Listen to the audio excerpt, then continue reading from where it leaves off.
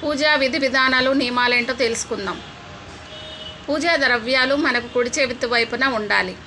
నేతి దీపం దేవునికి కుడివైపున ఉంచాలి. నూనె దీపం అయితే దేవునికి ఎడమ వైపున ఉండాలి. ఎడమ చేతిలో ఉద్దరణే నీళ్లు తీసుకొని కుడి చేతిలో పోసుకుంటూ ఆచమనం చేయాలి.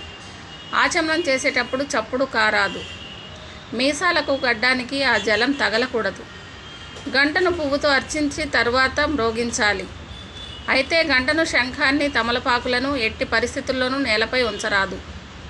పువ్వుల రెక్కలను విడదీసి పూజించరాదు. పూజలో వీలైనంత వరకు ఎడమ చేతిని ఉపయోగించకపోవడం చాలా మంచిది.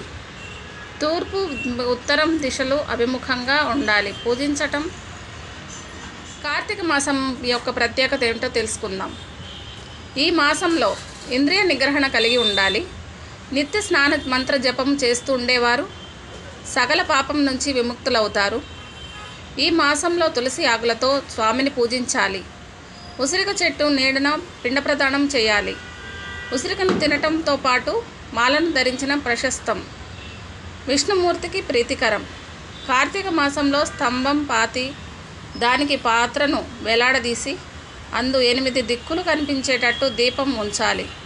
ఇలా చేయటం సమస్త దేవతలకి మనం చేసిన ఫలం కలుగుతుంది. పూజ చేసిన ఫలితం